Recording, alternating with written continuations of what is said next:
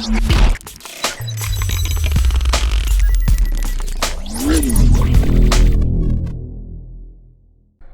guys, how it going? This is Yar Spark. I'm back here in Elite Dangerous on another shipbuilding guide.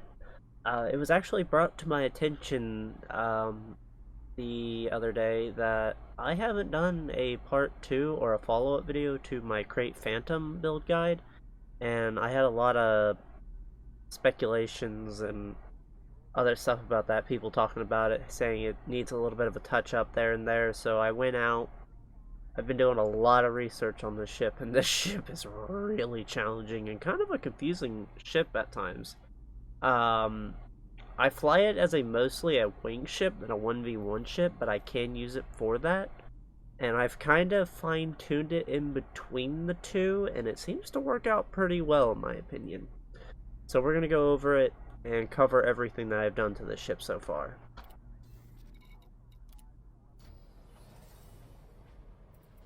First, we'll start off with the hard points. Right now, I have 2 normal plasma accelerators. I know a lot of people are using APAs on this ship, which really aren't... I mean, they're good, but they're just not something I would use. I know some people are also using pacifiers. I tried those, and I couldn't get them to cooperate with me, but that might just be me. Your mileage may vary.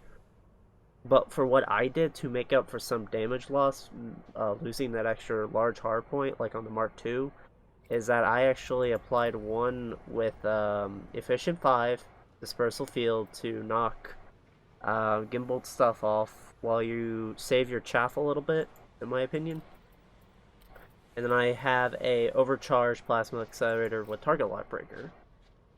This helps with the damage. It also disrupts their firing, which is very important. And I originally did have one of the plasma accelerators as a medium, I think an overcharged, oversized, I could be wrong, or an efficient oversized, can't remember exactly. But I decided that my 2 railguns were more important because that's how I'm basically going to get my damage in when shields are down. Also, it helps push damage on shields, and it also helps deal with SLFs. That's why I run 2. One is long range 5 with feedback cascade, while the other one is long range 5 with super penetrator. This also will take care of modules at a far distance like drives, FSDs, and other stuff like that. Very important stuff. Also, when I happen to be doing this little stuff, I happen to notice that the canopy is actually slimmed down a little bit, so it makes the hitbox on it a lot nicer in my opinion, because I think the ones over here still count as your canopy getting hit. You do not have as much as your canopy getting walloped. But onwards to utility mounts. For right now, I have 1 shield booster that is resistant 5 with force block, and then I have another that is heavy duty 5 with force block. The reasons why I run force block will be relevant here soon. I'm running a chap with ammo capacity 3 or has 5 extra shots. Then I have heat sink launcher capacity 1, which adds an extra heat sink to it. The reason why we run heat sinks is because we use shield cell banks. And yeah, I run a 5C bi-weave shield generator on this ship to make up this was the weirdest part about this ship, was trying to get either a 6C or a 5C. The reason why I went with the 5C is that I was able to get more megajoules stack out of having the 6 and having the 6A shield cell bank and having the 5C bi-weave than I would having a 6C bi-weave and having a 5A shield cell bank. My times are a little lower on the 5C, and I'm 100 megajoules lower on the stack.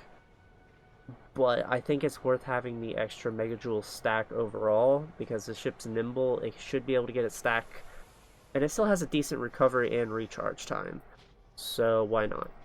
But as you guys can tell, I do run 2 shield cell banks. They are both rapid charge recycling cells, so you can get the spin off time as fast as possible, plus also get your cells as quick as possible. I run a thermal-resistant 5C bi-weave shield generator with fast charge. Fast charge works well with 7A distros. I personally like fast charge even on a 6A distro, because you should be keeping your pips in the system anyway, so your distro isn't running out anyways. so there should be no problems. At least that's my opinion. Others may vary in other research, but this is what I do and it works best. I run 2 Guardian Shield reinforcement packages. Sadly, in order for this ship to work, in my opinion, you need these Guardian Shield reinforcement packages. How the FDL specializes in having extra utility mounts to put shield boosters on, the Krait uses its optional internals instead with these shield reinforcement packages, which is a fantastic idea in my opinion that FDev made, and it kind of sucks that they're behind a grind wall, but at the same time, they are fantastic in my opinion. What's nice compared to my Mark II is I don't have the fighter bay and I have a little bit of extra room for some stuff. So I actually can apply a couple extra hull reinforcements. One is heavy duty 5 with deep plating, while this one is thermal resistant 5 with deep plating. The reason why is I have reactive armor with heavy duty deep plating, so it counterbalances the resistances a little bit. And also guys, I will have a ship build link to this in the video description. And I also have a 2D Guardian module reinforcement package. What's nice about these Guardian Shield or module reinforcement packages is I think I get 10% extra integrity instead of just a normal one. And that's kind of nice because you can take a little bit or a couple more shots. It does take a little bit of power, but it doesn't take much, and the ship has a beefy power plant of a 7A, which we will cover here. For my core internals, I'm using reactive surface composite with heavy duty 5 deep plating. Went over that already. For my power plant, I am using a armored 5 double brace. The reason why is I like to have my getaway, and I don't like having my power plant shot out from underneath me. Also, armored helps with heat capacity, helps with efficiency, and it gives you integrity. Overall, it's a very nice thing for only 8 more tons of weight. Only other actual good power plant option is probably low emission, and that's only because it keeps you cool. But that's really only good on ships that are needing to run cool. This ship already runs cool with armored already on it because it's so efficient. But yeah. I run a 6A thruster with dirty drive tuning 5 with drag drives. This ship will do 411 meters per second top speed with a 576 meter boost. If you do run lightweight, you actually can get that up to 590 and that top speed up to about 430 if I believe. The reason why I don't use lightweight is I like the little bit of extra integrity, and I'm pretty much faster than all my other opponents anyways.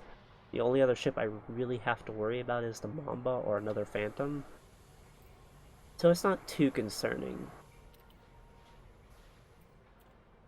For the frame shift drive, I'm running shielded FSD5 with Mass Manager. You can put whatever you want on your FSD, but this is what I put so I don't get my FSD shot out from underneath me. I'm also using life support 4 with a 4D life support with miscellaneous lightweight 4. I'm using a 7A distro with charge enhanced 5 with superconductance or conduits. I guess it's not conductance, whatever, but conduits. And then a 6D sensor with lightweight scanner 4. It's up to you guys whether or not you want to use a 6A or 6D and how much lightweight you want to do it and how much you want to risk your integrity. I don't have a problem with mine since mine's a shield tank. If you're a hull tank, it might vary. But yeah, for this though, guys, you can use whatever size fuel tank you want. I personally would use a 8-ton fuel tank, but that's just me. If you need to get around, just put a bigger tank on. The ship does hold up to 32 tons of fuel, but if you want that little bit of extra speed, go ahead and slap a smaller tank on. But yeah, guys, that's about it for the Krait Phantom. My overall impressions of the ship so far is a little... It's a good ship, but I don't think it's anything that the Mark II is. I will say the speed does make it more wing friendly, and it being a little bit smaller, but with it having a lower armor, lower shields, than the Mark II and a lot less firepower. It's a very hard comparison for a 1v1. Now for a wing ship, I would say it's pretty good. It does require a lot of love. It does require a lot of practice. I came from this going from the Mark II, and I tried to fly it like a Mark II, and yes, it does, but it needs its own little bit of love and a little bit of a different flying style.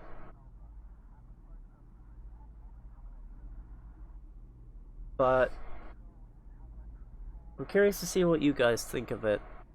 This is what I've been using, and you see me use it on a couple of wing videos I've posted recently. So please tell me down below what you think of the ship, and what you run on yours. I'm curious. And until then, guys, I'll catch you on the next one. See ya.